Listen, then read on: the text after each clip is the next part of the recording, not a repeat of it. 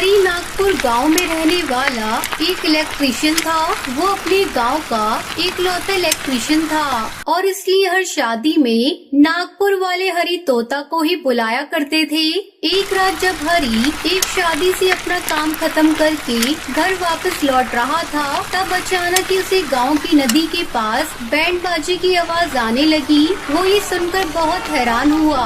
अरे ये बैंड बाजे की आवाज कहाँ से आ रही है? ये नदी के पास वाली जमीन तो दलदल बन चुकी है और कई पक्षियों की उसमें धंसने की वजह से मौत भी हो चुकी है। तो फिर ये सब क्या है? ये कहते हुए हरी तोता ने अपनी साइकिल घुमाई और नदी के पास देखने गया कि इतनी रात में उस रास्ते से किसकी बारात जा रही है। जैसे ही वो नदी के पास पहुंचा, उसकी आंखें फटी की फटी रह गईं। उस नदी से बारात जा रही थी। बाराती बहुत ही खुश थे और नाच गा रहे थे, मगर सभी बाराती पक्षी नहीं बल्कि भूतिया चिड़िया की आत्मा थे। और उस बारात का दूल्हा कालू कौआ सबसे डरावना लग रहा था। आज मेरे यार की शादी है, आज मेरे यार की शादी है। कालू, आज तो तुम बहुत खुश होंगे। हाँ यार, आज मेरी सपनों की रानी टूनी चिड़िया से शादी होने वाली है। मैं बहुत खुश हूँ।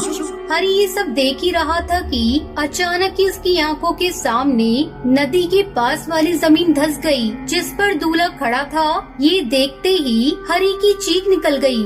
ये क्या हो गया? तभी सभी बारातियों को ध्यान हरी तोता पर चला गया।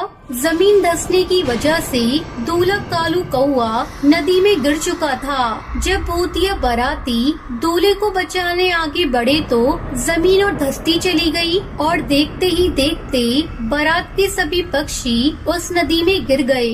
इतना बड़ा हादसा सिर्फ कुछ ही मिनटों के अंदर हो चुका था। ये सब देखकर हरी बहुत ज्यादा डर गया था। वो वहाँ से भागने की कोशिश करने लगा, लेकिन वो हिल नहीं पा रहा था। तभी हरी को ऐसा लगा जैसे उसके पीछे कोई खड़ा है। उसने पीछे देखा तो एक भूतिया चिड़िया की आत्मा दुल्हन के रूप में तैयार खड़ी रो रही थी।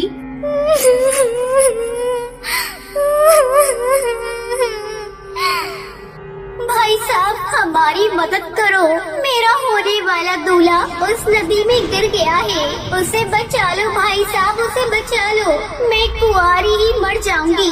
देखो, आज मेरी शादी थी, मेरा दूल्हा मंडप तक नहीं पहुंचा। उसे बचा लो, नहीं तो मैं तुम्हें जिंदा नहीं छोड़ूंगी, समझे तुम? हरी उसकी आंखों में देखते ही देखते उसके वश में आ गया।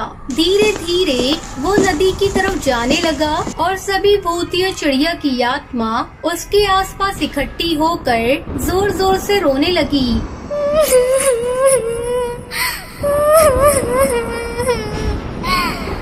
हरी नदी में कूदने ही वाला था कि उसका बड़ा भाई दौड़ता हुआ आया और उसने हरी के ऊपर एक राख जैसी चीज डाल दी। वो राख पड़ते ही हरी वापस होश में आ गया और डर के मारे चिल्लाने लगा।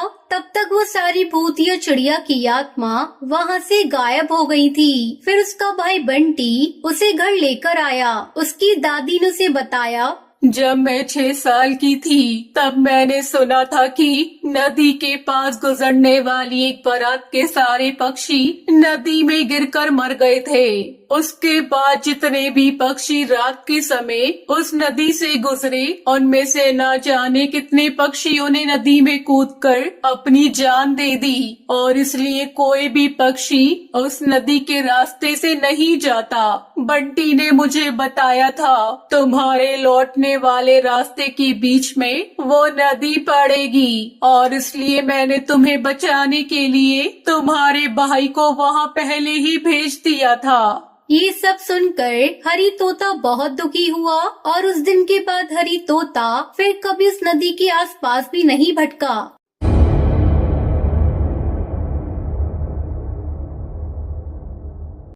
रामपुर गांव में कालू नाम का एक गरीब बर्गर वाला रहता था। वो गांव के नुक्कड़ पर अपने छोटे से बर्गर के ठेले पर तरह तरह के स्वादिष्ट बर्गर बनाता था और उन्हें बेचता था। पक्षियों को उसके हाथ के बर्गर काफी पसंद आते थे। बर्गर ले लो, बर्गर। आइए, कालू बर्गर वाले के पास शहरी बर्गर खाने को मिलेंगे। एक बार खाओगे तो दीवाने हो जाओगे। आइए आइए, बर्गर खाइए। अरे वाह कालू भैया, एकदम मस्त बना है बर्गर, मजा ही आ गया।